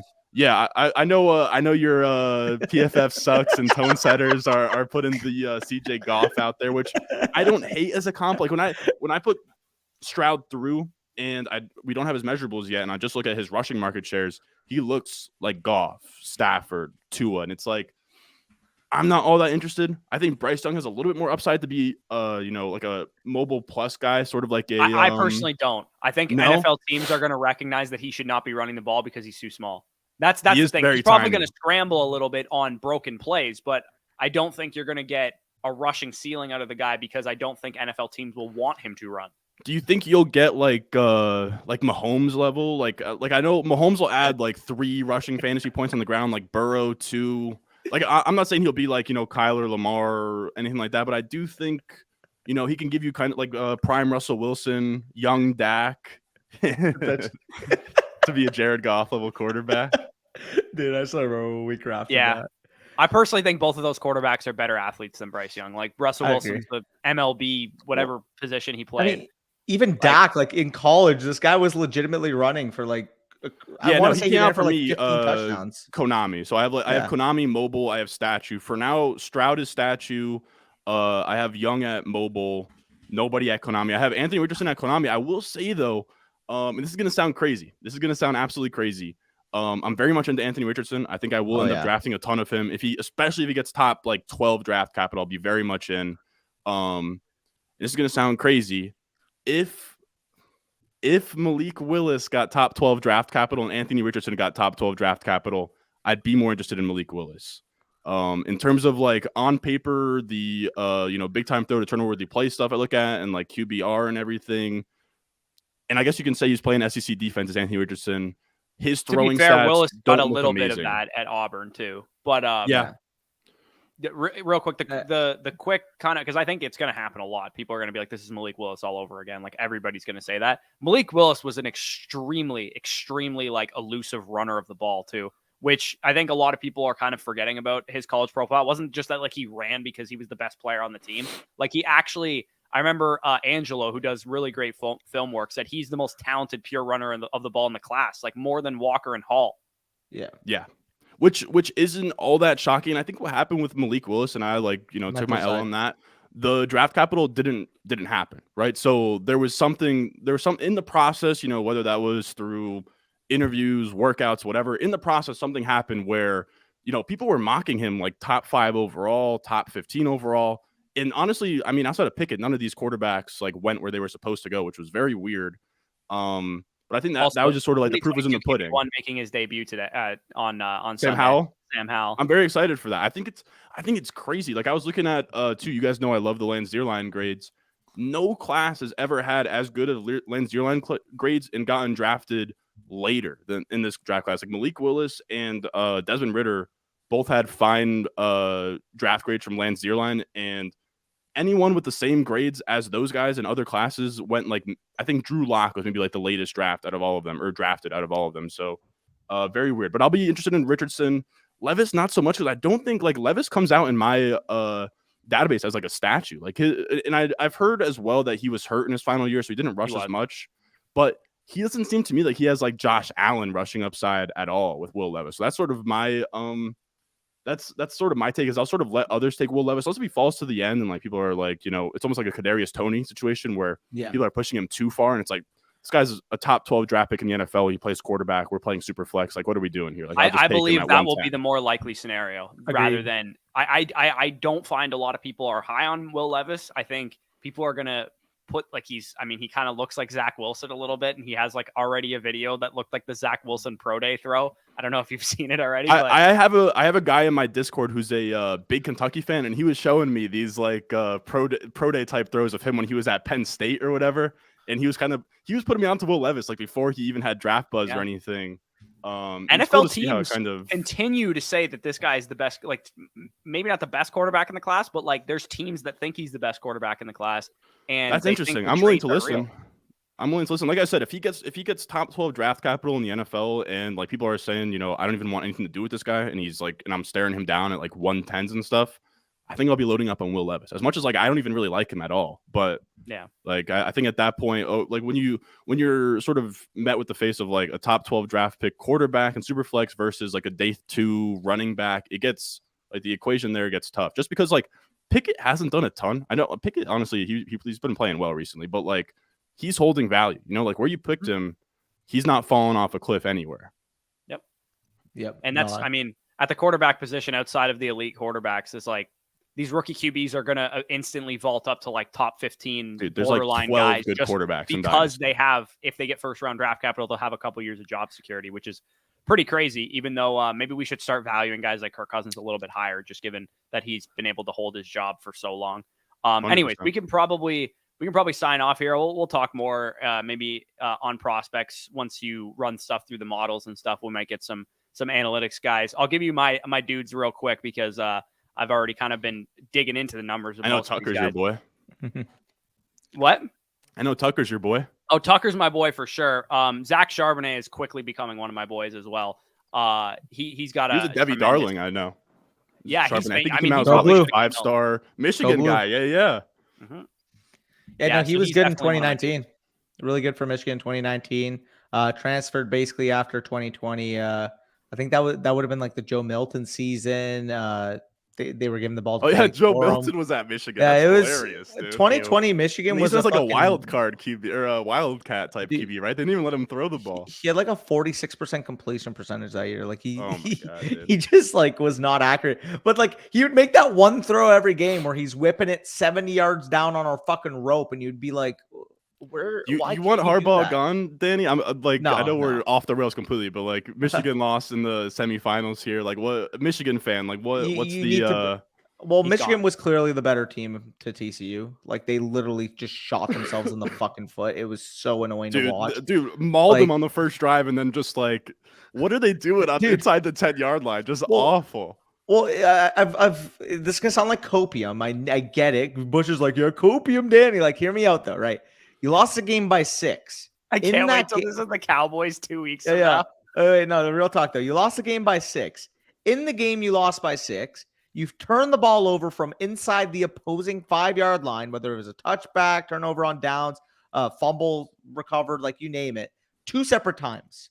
One of them where you actually scored the touchdown on the previous play that got overturned because apparently they ruled him down on the half-inch line when he did not control it until he was in the end zone. So there's that, right? Not even getting into the fucking 2 pick sixes that you throw. Not even getting into every 3rd and 7 really leaving tough. fucking Quentin Johnson fucking wide open. No busted coverages. Oh, we're supposed to play somebody in the flat. Fucking safety's playing middle of the field. Quentin Johnson goes, runs a drag, fucking takes it 76 yards to the house. Like it's just crumbling in the most crucial situations. In the pure like between the 20s, regular plays. Like Michigan was by far the superior team. It's just the fucking critical situations, critical downs, critical can't have fucking those. opportunities. They just fucked up. So The funniest, Yeah, the funniest part about this, Danny, is that you said exactly what was going to happen to Ohio State, which is what happened to Michigan. You were like, Ryan Day always crumbles in crucial situations, and their team kind of rose to the occasion, almost won the game. they were up by multiple touchdowns. And Right, they threw probably but should've like beat they Georgia didn't there. crumble at least, like to the occasion. I mean, you guys did, but we- I think okay, Jim we Harbaugh is crumbled. definitely going to get an NFL coaching job. He said he's actually coming back to Michigan. He said I that. don't believe it. I mean, are you going to Denver with fucking Russell Wilson No. making $50 million a year? No, Denver's destined to have like D'Amico Ryans be their coach and like Oh God. be like not very good next year. It's the again. Robert Saleh coaching tree. Yeah, exactly. It's thinking about that Michigan game again is gonna make me sick. Like genuinely, it was just so brutal. What I'm I also can't wait till curious. we do this for the Bucks. And we'll sort of leave it at this. I also I think me and Denny were talking. We're gonna go stream some more Mittens on my channel as well. Yeah. After this, I'm down. Bush, you're welcome to come if you have time. sir. Like Quentin Johnston, like it seems like a lot of guys who are numbers oriented, like me, like view him as a trap, and I get viewing him as a trap. Big 12 wide receiver. TCU hasn't worked out, right? You have like Josh Bush doesn't Doxson, like him. Jalen Rager. I don't like him either. Denzel Like, at Mims, least at Corey his price. Coleman. That's fair. I like him just because I think he's the only receiver in this class that can play a pure X. But okay, that's why are we still so obsessed with that though? Is my thing.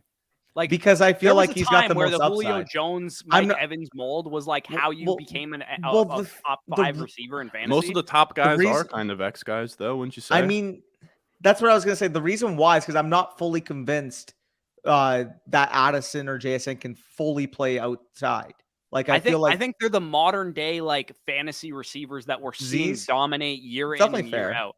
how Like, here's a think question Jordan I have as Addison is a well. clone Garrett Wilson, Chris Olave, Justin Jefferson, Devontae Smith mold. Like separator, get open, make explosive plays down the field. Jordan Addison's that dude, and I think JSN is like your Amon-Ra, PPR. I was going to ask guy how as well. limited is JSN? 'Cause it's like the same thing with like how Jefferson played only slot and had like T. Marsh on the outside and Chase on the outside and like came to the NFL and had this like completely like open route tree where he could do whatever, play on the outside. Like, is there upside where JSN comes in and he's not just Amon-Ra St. Brown and he can play on the perimeter and he can I do think he can play on everything? the perimeter. AJ Brown was a slot receiver in college. I actually don't really care that much about his alignment. Like as long as when I watch him, like when he does play on the outside, he looks fine. And like when you look at his like splits PFF grades on the outside and stuff, And Matt Harmon has no problems with him playing on the outside and stuff too. Like, I'm not really going to be that concerned about. I'm JSN. curious to know what. To me, I think Addison and JSN are clearly the best 2 receivers in the class. Quentin Johnson, the thing I have issues with him is that if you look at his like,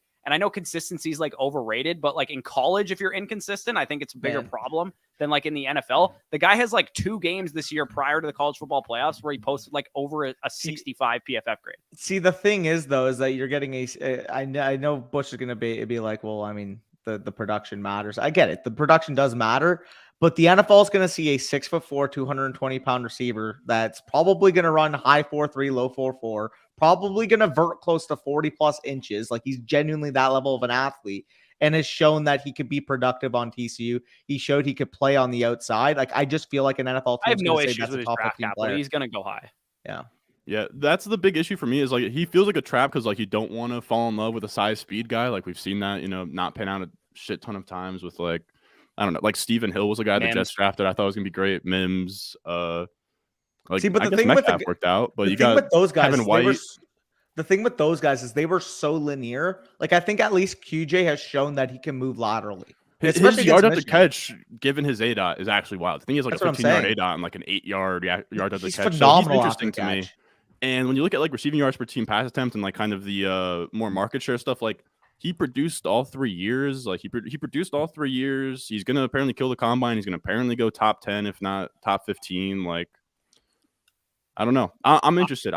To me, there's a clear top 3, and at this point, I'm waiting more information to really have a firm.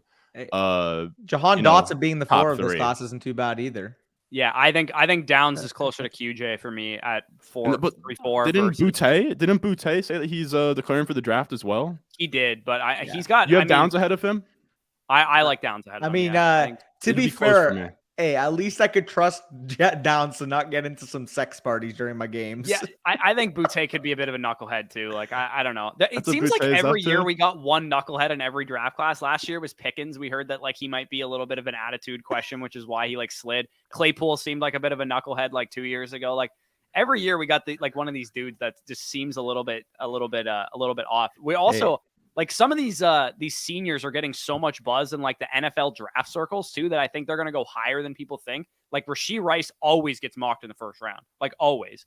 And Zay Flowers is like PFF Mike's like wide receiver too. So I saw that as well, dude. Dude, I want to say he's older than me. He has him listed like archetype wise as like movable chess piece, and he's like Calvin Austin best comparable size wise. So I'm dude. I don't love that. Okay. I'm 6 months older than Zay Flowers. Okay. He is taking a lot of handoffs. I do like that. Little I don't know, man. Dynamic beta head ass. He's going to be 23 by his first beta game. To me is Josh Downs, a guy who can play on the outside who commanded like a 30% target share the last 2 years. Well, it's so funny that Josh Downs' first 2 initials are JD because it's just Jahan Dotson. He's a better prospect than Dotson was. You think so? I mean, Dotson's film was really good, which is why I like Dotson so much. But I think, like on paper, Downs is closer to Elijah Moore than Jahan Dotson. I imagine you saw a lot of Downs too with your Howell film watching. Oh, I did. He stood out to me immediately. I was like, "There's like only one guy on this team that he trusts, pretty much." Like after, and that was even with Dimey Brown or whatever. Yeah, well, no, that was like, the year when after. When you watched his 2021 film where he wasn't good, like Sam Howell, you saw like Downs was pretty much the only guy that could. Oh yeah, he was. Yeah, Josh Downs, future Dallas Cowboy, makes a lot of sense. I'm just saying. Yeah, that makes some sense. I think he's just going to be a guy that I get a ton of because he's going to slide to 201s and 202s and 203s, and everybody's going to favor like that type of guy. Everybody's going to favor certain running backs and wide receivers and stuff over Downs, and I think he's just easy. I think for some reason too, I think everybody's forgetting how good Michael Mayer might be as a prospect. Everybody's kind of ready to just like call him like Hunter Henry, not an athlete. Like he's like Hunter Henry, Cole Kmet. I'm like, I think he's a lot closer to George Kittle or Mark Andrews. Or not Kellen Winslow, Jason Witten. Yeah, I think he's a white tight end. Comparably going to be closer to Andrews than anybody else. I think. Yeah, I think so as well. That's one of the things I'm excited to get into this offseason is making a tight end prospect model. And from what I've seen, dude, in terms of like production, like he is like Michael Mayer. Like you want to put him up against I put him up against the top 10 picks that were like what Ebron, Hawkinson, Pitts, any of those guys. He blows them out of the water production wise. Yeah, Vernon Davis and Pitts and stuff. Yeah, All right, fellas. it's definitely not the class I think that 2024 can be in terms of transcendent prospects. But outside of Bijan, I think there's like solidified a bunch of solid players, and I do think depth wise, there's not going to be a huge difference between like 107 and like 206 because I think there's a ton of running backs. If they get good draft capital, they could all be fine prospects in the NFL. Like, some people like Zach Evans. I like Zach Charbonnet. Some people like Tank I Bigsby. like Zach Evans.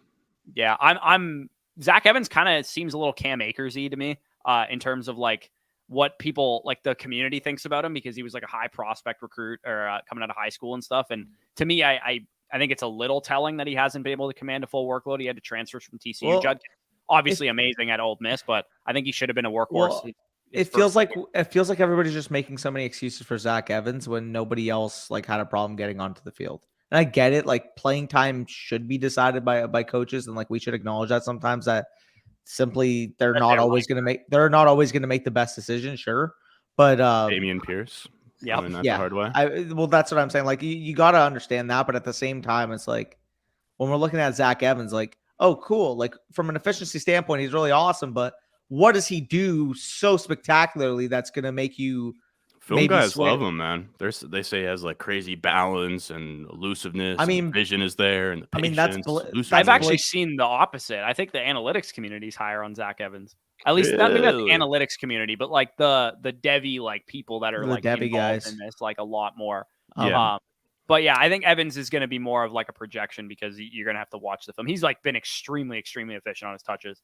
Well, I mean, Blake Corum would literally be there too if his knee wasn't. Corum posted like the second highest PFF, it's insane. Third highest PFF college grade of all time.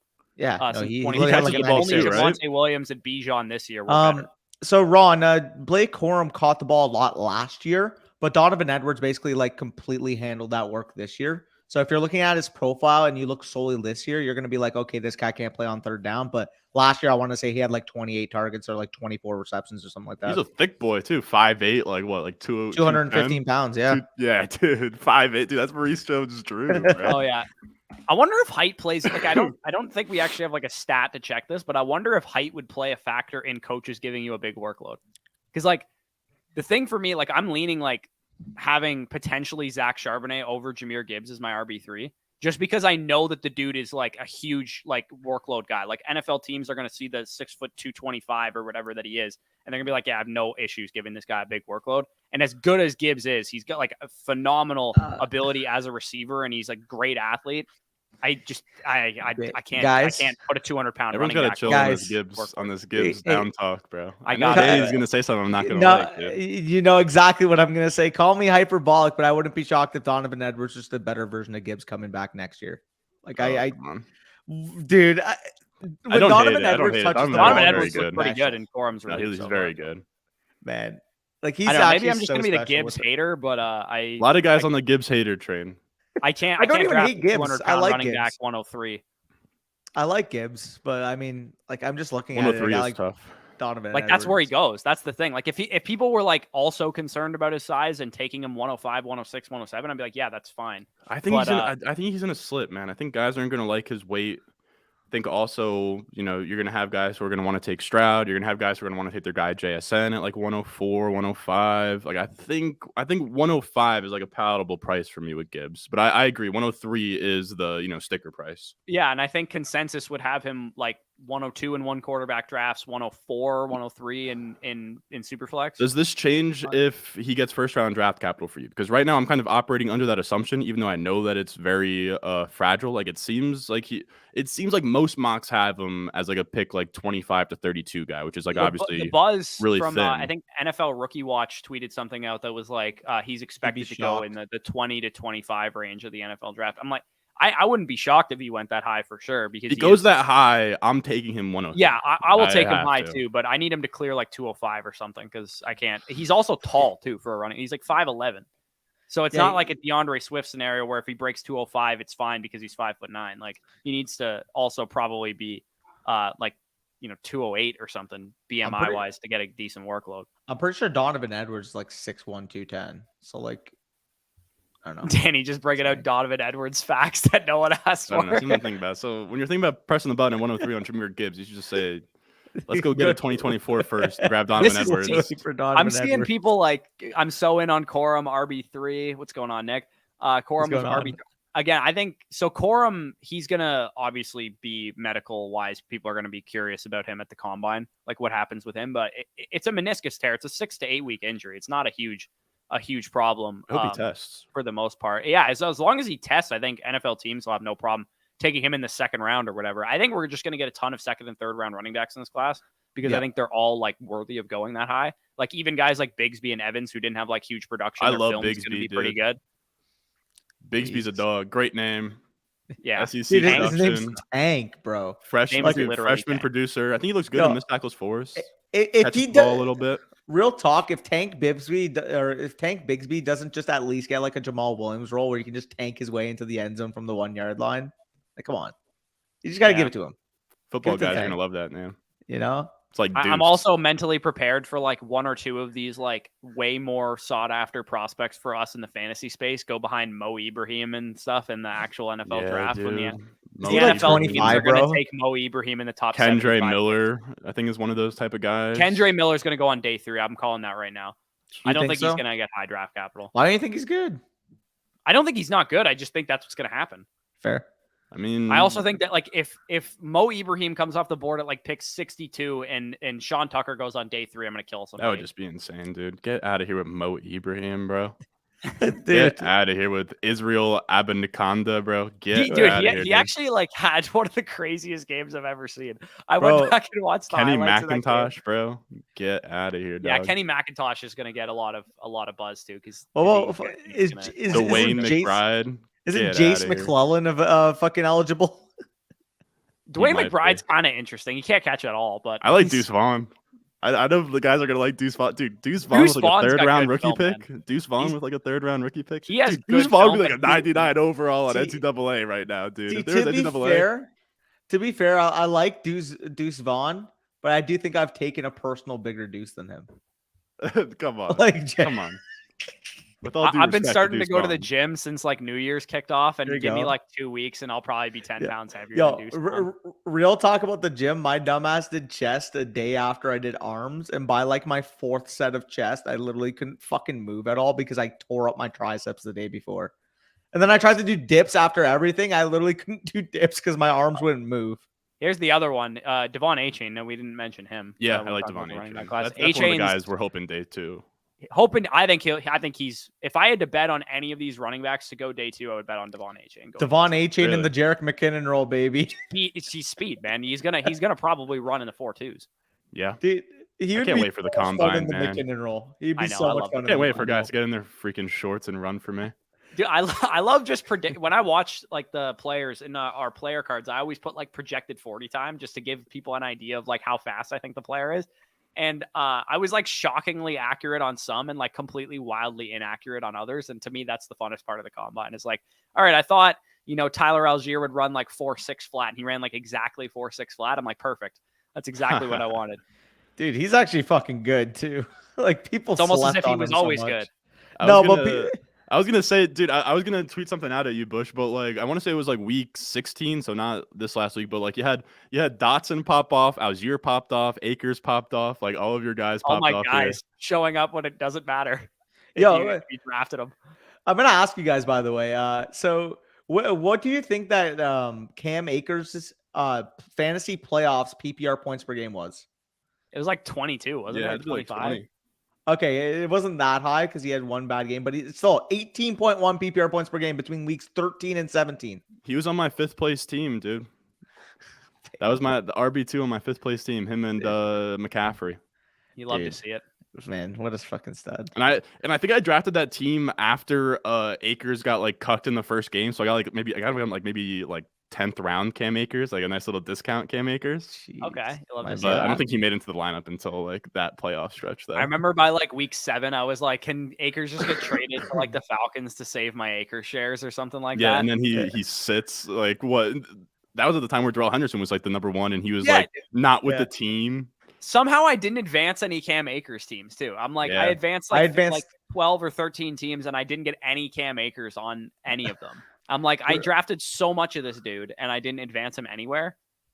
Corey, real talk. What do you think Ron runs in a 40? Right now or in peak? We'll do a guess for both. You're pretty tall, right, Ron? You're like 6'3". I'm 6'3". I'm 6'3", 205 right now. So I'm you got me and Quentin Johnson in the same stride, room together might look like similar, dude. Dude, see, you actually have like an alpha build if you put yourself as Dude, a I'm an super X receiver. prospect, yeah. No, I played like tight end growing up, and we ran the option, so I was literally just a blocking tight end. I was like a pretty much an offensive tackle outside of the tackles. Yeah, I mean, if you could crack like a 4.65. Yeah, no. Oh, like, dude. The fastest I've ever ran was a 5 It's actually flat. extremely fast. You think it's 5 not that flat. fast? Corey, I think you're overestimating how athletic the average fucking. No. I know. I'm saying for the model's perspective, if he could crack a 4.65, he'd be a decent prospect. No cap. In my prime, I want to say I ran a 4.8 or a 4.9, which is like pretty good for my short, stocky build. All I got was 5 flat as a freshman. 5 flat as a freshman, and I felt great about that. And then if you ask me to do that now, I think like 5'5" is probably where we're at right now. 5'5", like it would be the goal. 5'5", and I'm blowing out both hamstrings, dude. Yeah, no, real talk. I still remember I was running, the self-propelled treadmill at the gyms. So I was basically what it is like you can like depending on how much effort you put into it, I kind of know what you will mean. make it go how fast it goes. Dog, I pushed that thing to like 35 kilometers an hour and literally pulled a hamstring one time. Oh, man. Danny dropping kilometers per hour on the Canadian YouTube. What would that even be in miles? Like 18, 19? But you guys driving on the left side of the road in Canada? Wait, no, we don't drive on the left side of the road. I don't even know the conversion. All right. Let's rip through some comments here, and then we got to head off. I'm getting fucking hungry right now, and I got to make some food. Maybe it was 30 because that was Brock 22 miles an hour. Apparently, he's gonna have so many 0 RB teams with these that'll be RBs next year. Yeah, that'll be really fun. Like the 2017 class. Ron runs 4.25 on God. Yeah, you'd be a generational talent if you did. That's with the Henry Ruggs. Speaking of Henry's in here. Funny other guy who won too. So shout out to Pat Carrane who won the BBM 3, but it is actually hilarious that he won it with a Barkley Eckler start. Yeah, facts. 99%. Dude, I got a nice drag. I got a nice flat. I got a seam route out of the tight end spot. I'll give you a seam route. Dude, people sleep, man. Fucking high school football was unmatched, man. Little block and release seam route. Yeah. All right. Yeah. So we're going to head off of here. Thank you guys for joining us for the last, hour and a half or whatever. One last time, I'll plug the contest, promo code FSC for 100% back on whatever you put in. Contest will end just after the week 18 games or so, heading into the wild card weekend. So if you want to be a part of that and you haven't signed up on Underdog yet, go ahead and do that. Just travel across state lines or something if you can't play it in your state, like me and Danny do, and go into Buffalo and stuff. These drafts are a ton of fun. We did them at the beginning of the video. If you want to scroll back, the best, I think they're the most fun way to get action on playoffs in general. As much 100%. As I like doing, FanDuel bets and stuff like that, it's way more fun knowing that you like advance the Bills, Cowboys Super Bowl or something, and you got like 4 teams in the Super Bowl to sweat out. For sure. And like Nate's saying, don't miss us for too long because we'll be doing ripping some more over with the boy Ronnie. So please go check out his channel as well. I will not be, unfortunately. It'll just be these two. I got it. I'll handle the load, All right. Yeah, Danny can handle a big workload. He's like the Tyler Algier of fantasy YouTubers. Yo, feed me for real. Yeah. All right. We're heading off. Take it easy, fellas. Take it easy.